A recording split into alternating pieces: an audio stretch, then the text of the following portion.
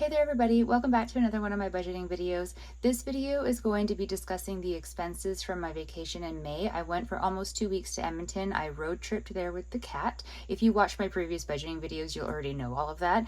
So I started when I was in Edmonton tracking expenses, but I decided to hold off a little bit just because for whatever reason, in the mysteries that are credit cards, my credit card doesn't post charges that I make to the credit card in order.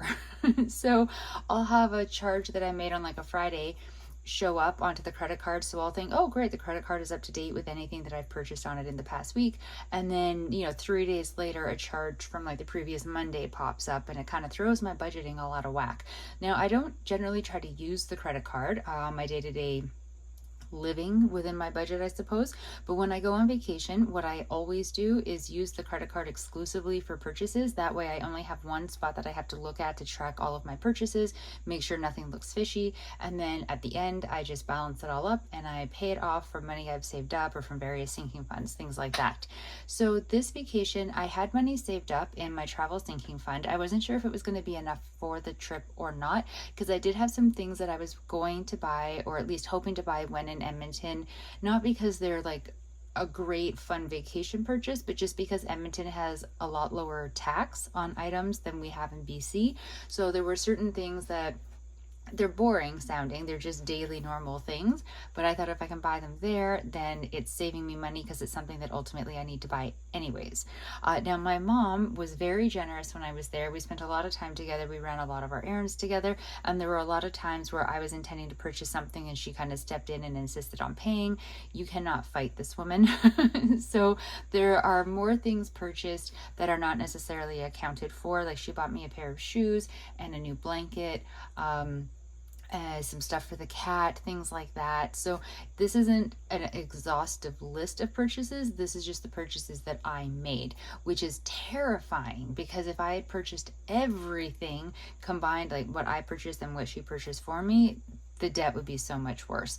But yeah, so let's just go through them. I'm going to show you the things we already discussed in a previous video, this part, but I'll go over it again.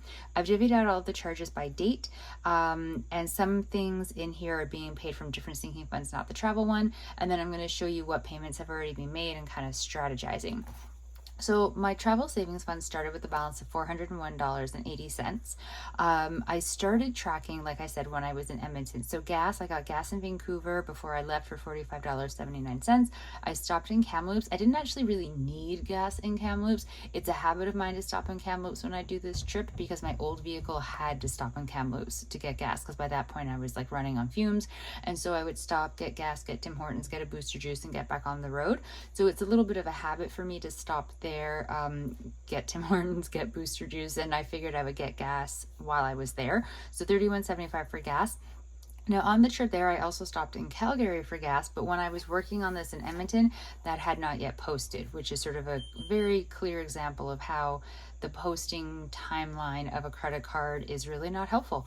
Kindle, I made an accidental purchase of $10.49. I was trying to get an audiobook. I accidentally bought the electronic version. It was like a whole thing. So now I own the same book in paper form, audio, and ebook, which is insane. And then Superstore, I stopped at Superstore, not stopped at, this was before I left, and I bought a bunch of stuff there for the trip, like an ice pack for the cooler, some junk food that I ended up not eating, and there were other things in there, but I just decided to lump it all into the trip instead of pulling apart the receipt.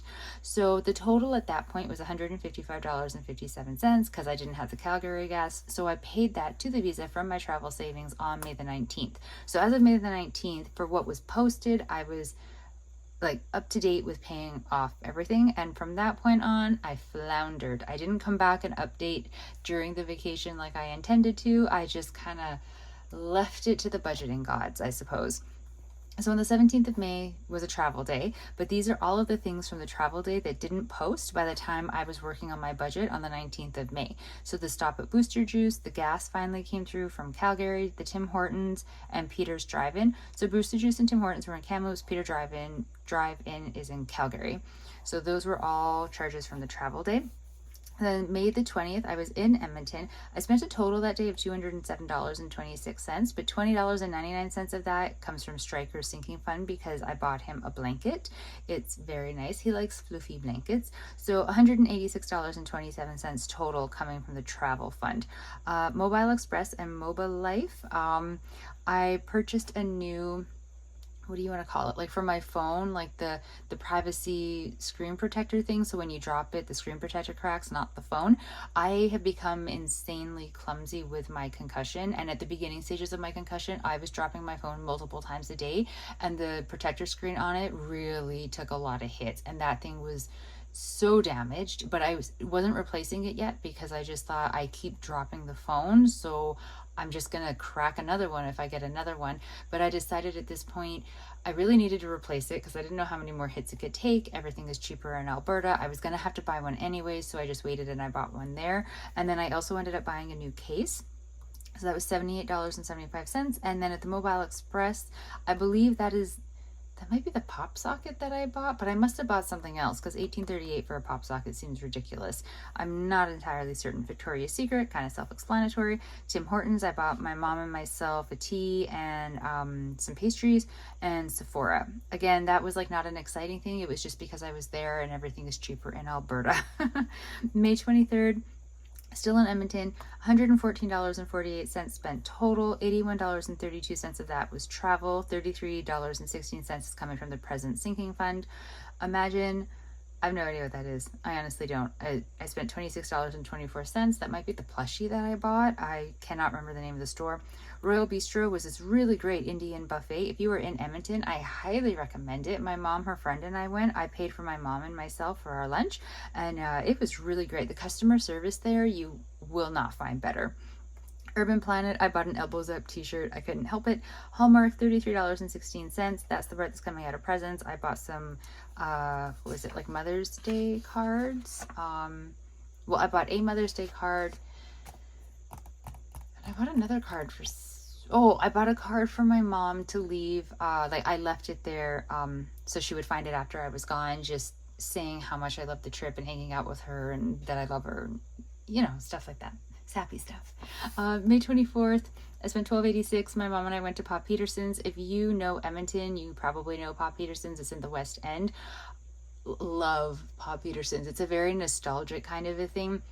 Anybody who went to school in the West End area knows Pop Peterson's because they keep their prices affordable, so you could go on your lunch break when you're like a student and you don't have a lot of cash, and they have this lunchbox special. So it's a burger that's like the size of your face and a whole bunch of crinkle cut fries with gravy, or not if you don't want gravy, and it's like crazy affordable, and it's so good. I don't understand why it's so good, and I don't care. I don't want to know what they do to make it so good. It is just so good. So if you're ever in Edmonton and you haven't gone to Pop Peterson's, it's in the West End. It's at the very end of a strip mall. Every time some crazy person comes in trying to like close them down because they want to like tear down the strip mall or something, people rally and save Pop Peterson's. It's hilarious how loyal of a following this place has. But it's very good and completely worth it because that was a lunchbox special. So I got the burger and fries with gravy and a drink, and mom got a large fries with gravy, and $12.86. Completely respectable amount of money. May 27th, I spent $53.57. I took my nephews to Dairy Queen. I did some purchases, hit up a second cup for some desperately needed caffeine. Michael's, Safeway. They were just sort of random errands with mom. And then on the 29th, it was a travel day driving back. So I spent $65.60. I actually timed it. So I got gas when I was in Edmonton one time right before I left. I think probably on the 27th when I was out with mom, but she insisted on paying, and I don't remember how much it was, but I know the gas in Edmonton is so much cheaper than it is over here that like it's almost like I don't mind paying that because this is practically nothing.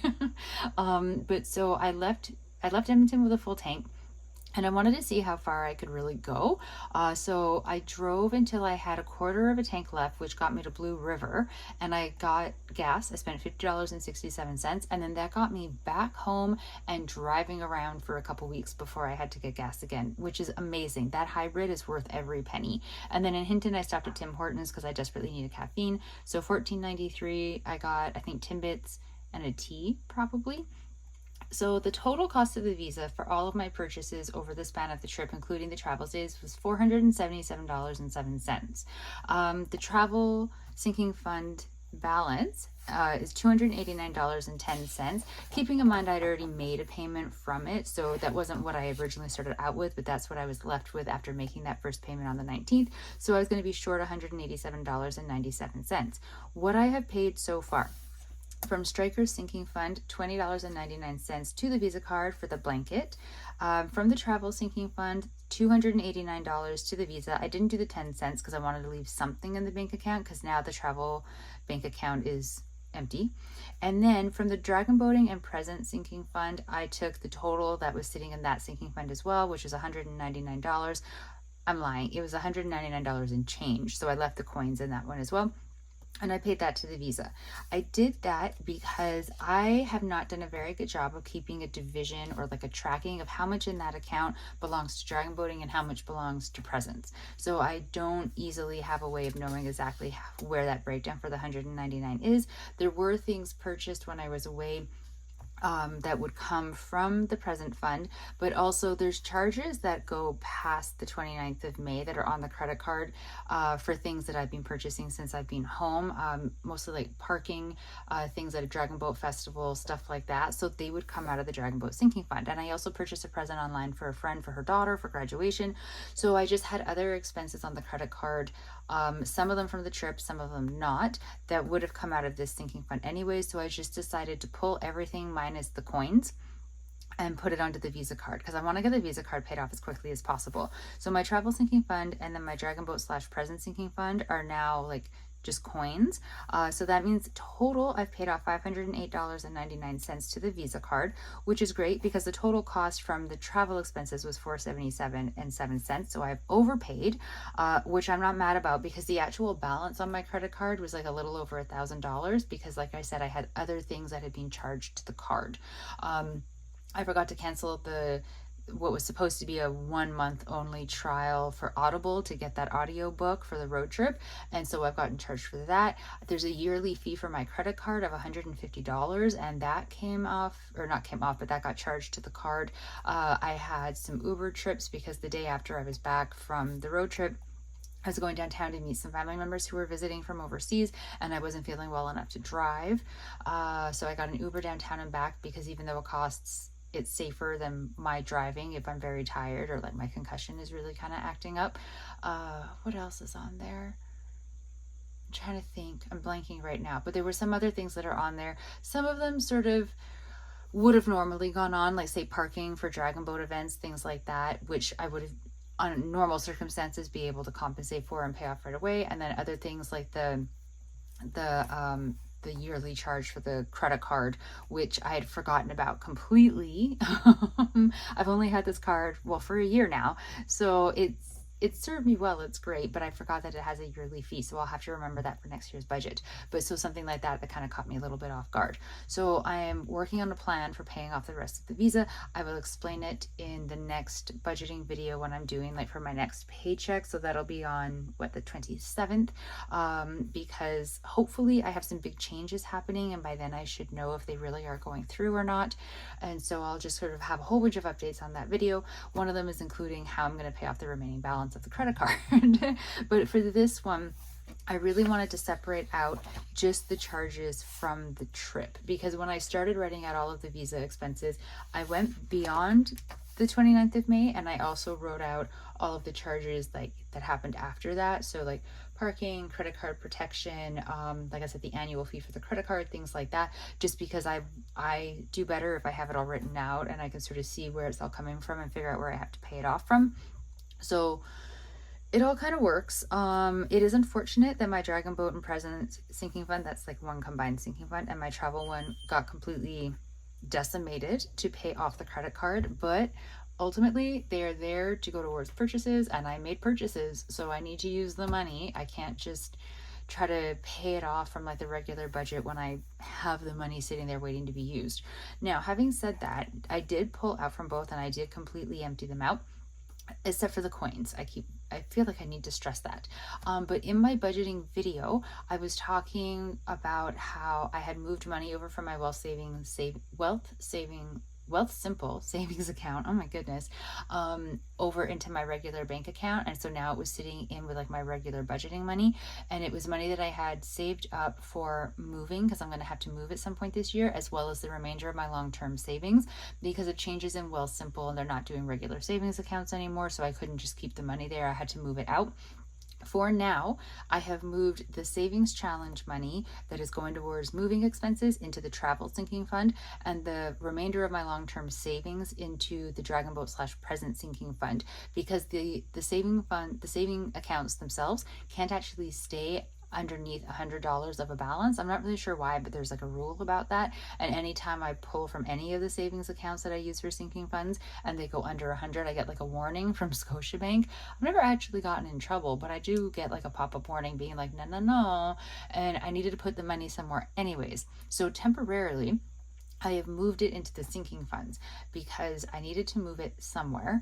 And by next paycheck, I'm going to have to figure out a better long-term solution. But at least for right now, that money is out of my regular budget, so I can't accidentally spend it. It won't go to something that it's not supposed to. And it keeps those savings accounts that I use for these particular sinking funds in a happy place for Scotiabank. So I'm not irritating the bank. So that is it, actually. That is what I charged when I was in Edmonton or on the travel days, and how I paid it off. So I feel as if I'm only halfway there because the credit card itself was not paid off, but the actual expenses from the trip are paid off, and they were paid off from the travel sinking fund and the travel, or the present, and the Dragon Boat sinking fund. But like I said, some of the things purchased there were presents. So it kind of still works that it comes from there. In my head anyways, it works that it comes from there. So we're just going to go with it. But yeah, it all works, I believe. I'm happy with how I was able to get the charges from the vacation completely paid off, as well as a little bit extra, which will go towards like the other debt that's on the credit card right now.